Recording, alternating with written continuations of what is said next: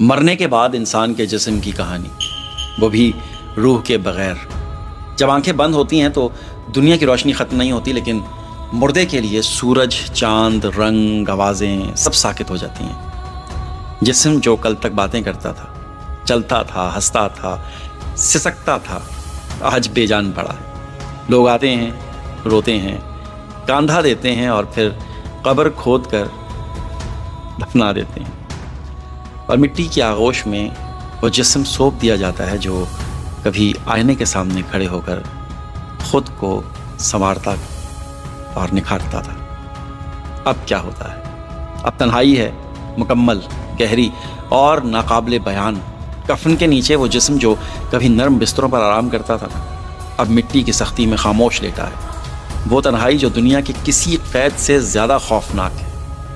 نہ وقت کا اندازہ، نہ روشنی کی کوئی کرن، نہ کسی انسان کی آواز، صرف خاموشی اور گپ اندھیرا اور تنگی بھی اتنی کہ ہڈیاں ایک دوسرے پر چڑھنے لگتی۔ پھر آغاز ہوتا ہے کیڑوں کے سفر کا۔ زمین کے اندر چھپے وہ کیڑے جن کی زبان میں کوئی رحم نہیں، نہ وہ ہمارا چہرہ پہچانتے ہیں، نہ ہماری ذات پہچانتے ہیں، نہ ہمارا رتبہ پہچانتے ہیں، نہ ہمارے مال دولت کو۔ وہ سب سے پہلے ہماری آنکھوں کے اندر داخل ہوتے ہیں، جو کبھی گناہ سے بھری ہوئی نظروں سے دیکھتی تھی۔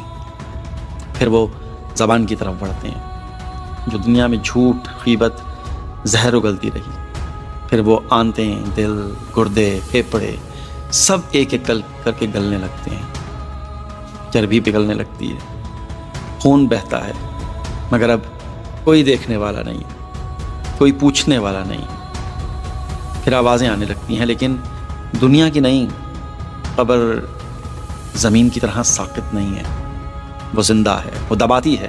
اگر اعمال برے ہوں تو ایسے زور سے دباتی ہے کہ پسلیاں ایک دوسرے کے اندر جکڑ جاتی ہیں۔ چند دنوں بعد جسم سے بہت گندی بو آنے لگتی ہے، جس سے دنیا والے نفرت کرتے ہیں۔ ویسی جن کے لیے یہ جسم کبھی محبوب تھا، اب قریب آنے سے بھی گھبرا رہے ہیں۔ ہڈیاں باقی رہ جاتی ہیں، پھر وہ بھی بکھرنے ہی لگتی ہیں۔ آخرکار مٹی، بس مٹی۔ لیکن کہانی ختم نہیں ہوئی۔ یہ فنا، یہ سڑن، یہ بکھراؤ اللہ کی قدرت کے اگلے مرحلے کا آغاز ہے۔ وہی جسم جو آج کیڑے کھا رہے ہیں، کل دوبارہ بنا دیا جائے گا۔ جس مٹی میں دفن ہوا، اسی مٹی سے دوبارہ اٹھا دیا جائے گا۔ بس ایک آواز کا ہونا ہوگا۔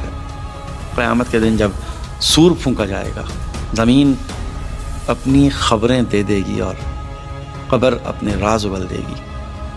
ہر جسم جو گم ہو گیا تھا پھر سے زندہ کھڑا ہو جائے گا، اپنے اعمال کے ساتھ، اپنے چہروں کے رنگ کے ساتھ۔ کسی کے چہرے روشن ہوں گے اور کسی کے چہرے سیاہ۔ جس نے تمہیں ایک بار پیدا کیا تھا، وہ دوبارہ پیدا کرنے پر بھی قادر ہے، سمجھے؟